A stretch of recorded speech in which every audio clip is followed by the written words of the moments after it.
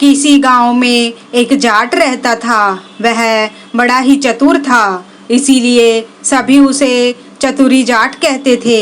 घर में वह और उसकी पत्नी थी। उनकी गुजर बसर जैसे तैसे होती थी, इससे लोग परेशान रहते थे।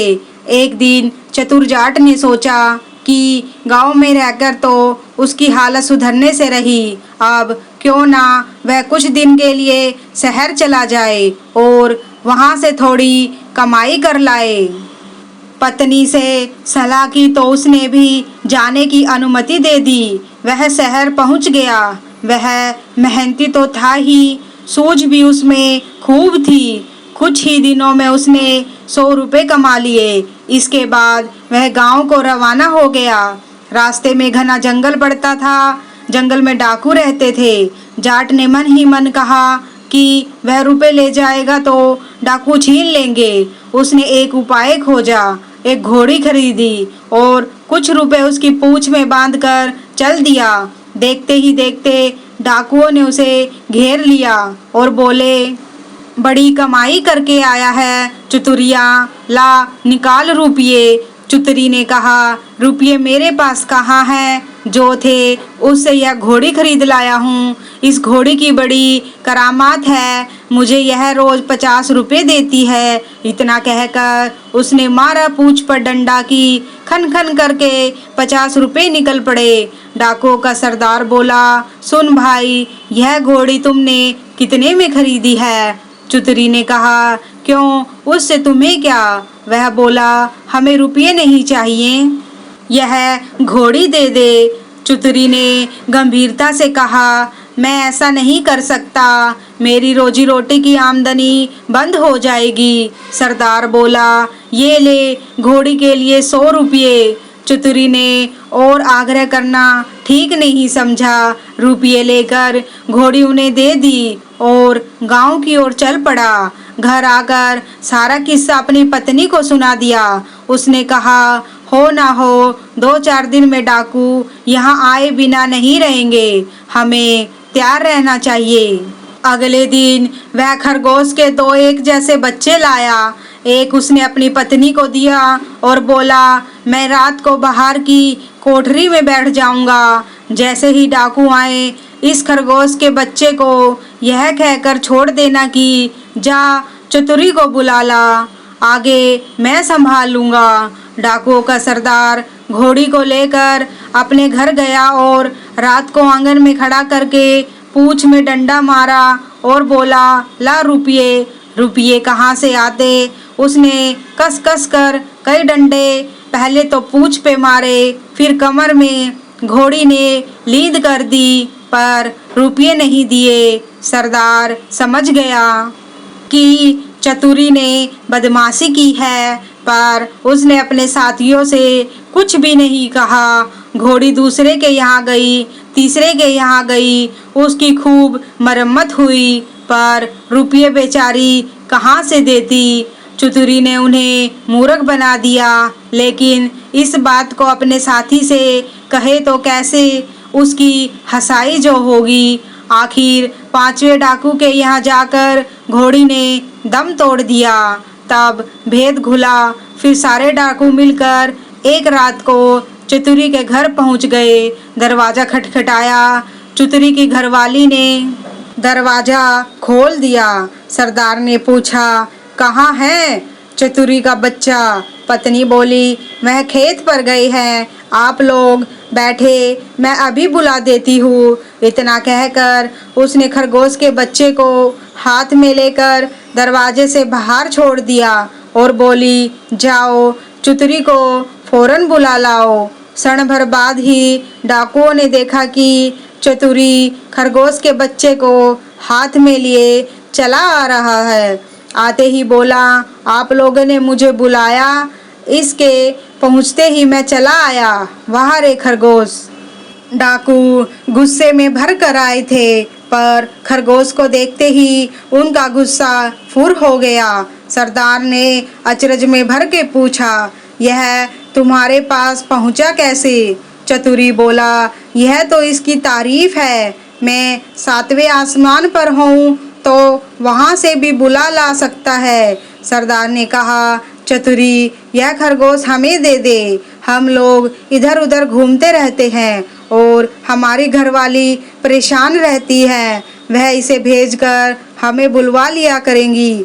दूसरा डाकू बोला, तूने हमारे साथ बड़ा धोखा किया है और रुपये ले आया और ऐसी घोड़ी दे आया कि जिसने एक पैसा भी नहीं दिया और मर गई।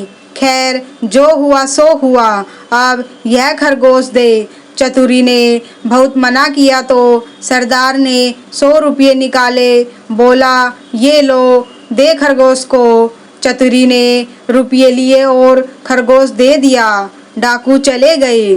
चतुरी ने आगे के लिए फिर एक चाल सोची। उधर डाकुओं के सरदार ने खरगोश को घर ले जाकर अपनी पत्नी को दिया और उससे कह दिया कि जब खाना तैयार हो जाए तो इसे भेज देना, और बाहर चला गया। दोस्तों के बीच बैठा रहा देखते देखते आधी रात हो गई, पर खरगोश नहीं आया तो वह झल्लाकर घर पहुंचा और पत्नी पर उबल पड़ा। पत्नी ने कहा, तुम ऐसे ही नाराज होते हो, मैंने तो घंटों पहले खरगोश को भेज दिया था। सरदार समझ गया कि चतुरी की शैतानी है। वे लोग तीसरे दिन रात को चतुरी के घर पहुंच गए। उन्हें देखते ही चतुरी ने अपनी पत्नी से कहा, इनके रुपये लाकर दे दो। पत्नी बोली, मैं नहीं देती।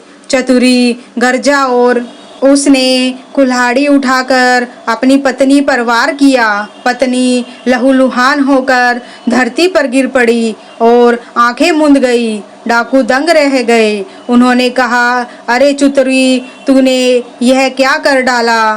चतुरी बोला, तुम लोग चिंता न करो, यह तो हम लोगों की रोज की बात है, मैं इसे अभी जिंदा किए देता हूँ। इतना कहकर वह अंदर गया और वहाँ से एक सारंगी उठा लाया।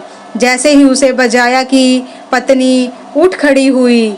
चतुरी ने उसे पहले से ही सिखा रखा था और खून दिखाने के लिए वैसा रंग कर लिया था। नाटक को असली समझकर डाकुओं का सरदार चकित रह गया। उसने कहा, चतुरी भैया, यह सारंगी तू हमें दे दे। चतुरी ने बहुत आनाकानी की तो सरदार ने 100 रुपये निकालकर उसे दे दिए और सारंगी लेकर चले गए। घर पहुंचते ही सरदार ने पत्नी को फटकारा और पत्नी कुछ तेज हो गई तो उसने आओ देखा न ताओ कुल्हाड़ी लिए गर्दन अलग कर दी। फिर सारंगी लेकर बैठ गया।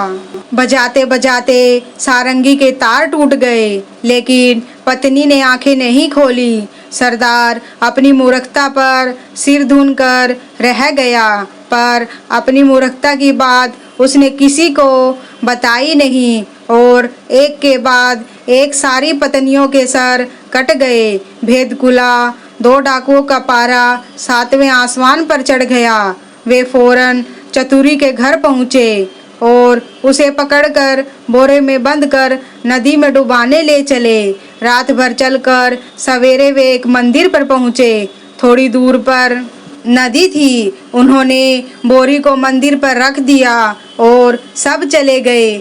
उनके जाते ही चतुरी चिल्लाया, मुझे नहीं करनी। संयोग से उसी समय एक गवाला अपनी गाय भैंस लेकर आया। उसने आवाज़ सुनी तो बोरी के पास गया और बोला, क्या बात है? चतुरी ने कहा, क्या बताऊं, राजा के लोग मेरे पीछे पड़े हैं कि राजकुमारी से ब्याह कर लूं, लेकिन मैं कैसे करूं? लड़की कानी है। ये लोग मुझे पकड़कर ब्याह करने के लिए ले जा रहे हैं।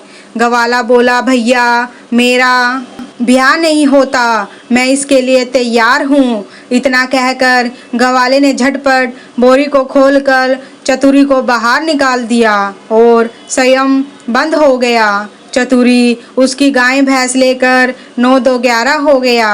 थोड़ी देर में डाकू आए और बोरी लेकर नदी में पटक दी। उन्हें संतोष हो गया कि चतुरी से उनका पीछा छूट गया, लेकिन लौटे तो रास्ते में देखते क्या है कि चतुरी सामने है। उन्हें अपनी आंखों पर विश्वास नहीं हुआ।